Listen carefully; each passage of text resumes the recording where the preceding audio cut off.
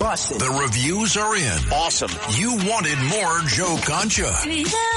And we heard you. More Joe. More show. We're talking to you. Under promise and over deliver. Joe Concha. Weeknights at 9. Plus Sunday mornings at 11 on 77 WABC. Jimmy Kimmel no longer tries to be funny. Not that he ever really was. Joe Concha. Weeknights at 9. Plus Sunday mornings at 11. Democrats defending cocaine coming into the country. The Larry Kudlow Show on the Red Apple Podcast Network. So, one of the questions here, it came up, I guess, earlier in the show, but deserves a little more discussion, is does the public here in the United States understand why Greenland is important and this whole Golden Dome, which I think is so terribly important, but, you know, is the public tuned in and is it being sold correctly by the president and his group, or, you know, perhaps there's more work to be done. We welcome to the show Morgan Murphy, who's a former Pentagon press secretary and advisor to my friend General Keith Kellogg. And Morgan is running for the Senate in Alabama. So, Morgan, do you think that the president, I thought he made admirable effort, but there's so much swirling around. But the Davos speech was very good. But I think on the whole, he at least is beginning to explain to the public why Greenland is important, and why the Golden Dome is important, and why, you know, if you look at a map, Russian and Chinese ICBMs and nuclear threats go right over Greenland towards the U.S. I mean, as a former press secretary, you think they're getting the word out? Trump is brilliant at simplifying very complex issues into sound bites that the American people really understand. When you start talking about apex and apogees of, you know, intercontinental ballistic missiles, I know this from having been in the Pentagon, people's eyes glaze over. And Trump just says, Greenland, we got to have it for national security. We're gonna get it. And the American people trust him and are behind him in that. And he's got really robust reasons for wanting Greenland. And he doesn't, you know, get into the weeds on why. He leaves that to the rest of us to parse. Well, I think the question here is, let's go to the Golden Dome, right? So he has referred to Israel's Iron Dome. Much of that was U.S. technology. Not all of it, but much of it. But this will be grander and also more expensive, right? It's got to get through Congress. Some of that money has been appropriated, I think $25 billion, but they're going to, you know, it's going to cost several $100 billion or more. I don't care. I mean, if it's important, let's just do it. But how important is, you know, the public, you got to bring the public along with foreign policy, Morgan. You know what I mean? You can't just jam it down their throats. You got to bring them along. It's so they understand what this hullabaloo was about. And I'm thinking, you know, he will have opportunities. He's got to sell the economy. But I think, you know, more work needs to be done. I guess that's my point.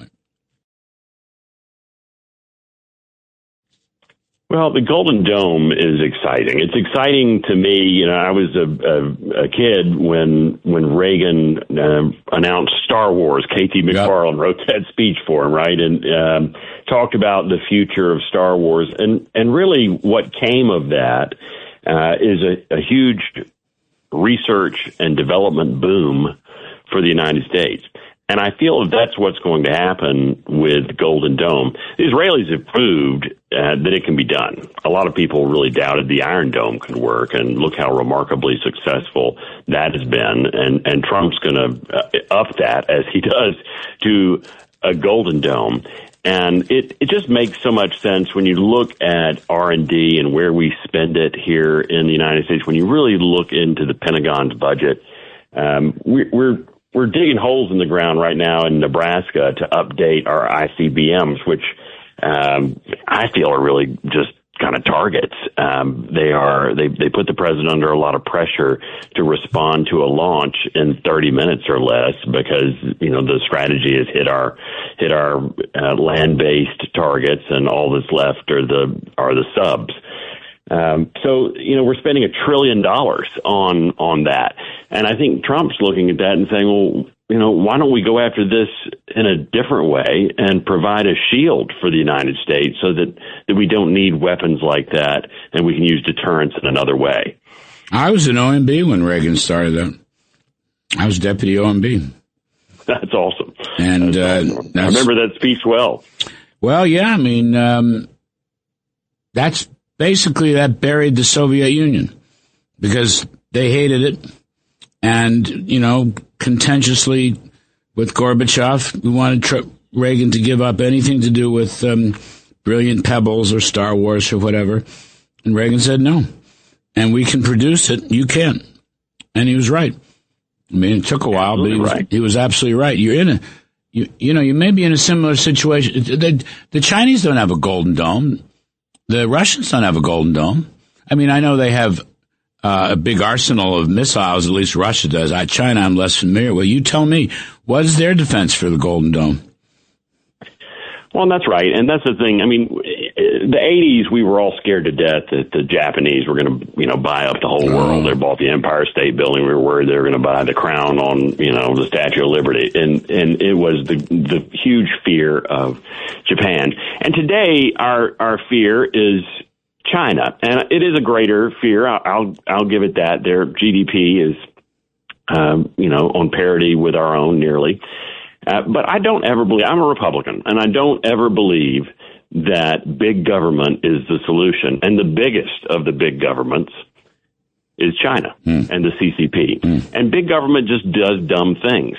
So I don't believe that the Chinese will ever out-innovate the freedom and liberty of the American people. And the Golden Dome, I mean, just this kind of project, which inspires young people, like Reagan's speech inspired me 40 years ago, will inspire a new generation of Americans to think differently about global defense and national security matters and keep our country safe for generations to come. I love how Trump has, I mean, you can just look at the recruiting numbers at the Pentagon, and that's the proof of the pudding, right? Under Biden, recruiting collapsed, and few people realize we lost 2 whole divisions. That's 25,000 people said, nah, I don't want to join the military. We'd never missed our recruiting number in the history of the all-volunteer force. It was a first for President Biden, and it was an ugly first, as many of his decisions were. But now recruiting is back, and we're oversubscribed. People want to join again. Trump says we're going to build battleships, and millions of boys across America look at that and say, radical. That is great. I want to join the Navy. And he says we're going to build a Golden Dome, and lots of children look at that and say, that's great. The president's going to keep us safe in a new way. And so I think that's his real power, is the power to inspire and to encourage the American people to innovate. Great. I couldn't agree more. Great stuff, Morgan Murphy. Good luck on your Senate campaign down there in Alabama. Appreciate it very much. Folks, we'll take a quick break, and the great Peter Schweitzer's coming up. He's got a new book about Mexico, man. Mexico is a problem more than you might realize. I'm Kudlow. We'll be right back. Thanks for listening to The Larry Kudlow Show. You can hear The Larry Kudlow Show Saturday mornings at 10. If you like the podcast, share it with your friends and listen anytime at WABCRadio.com and download the WABC Radio app. Hit that subscribe button on all major podcast platforms. Plus, follow WABC on social on Instagram, TikTok, Facebook, and X. See you next time for a new episode so you never have to wonder, what the heck is going on here? Listen to this podcast now on the Red Apple Podcast Network.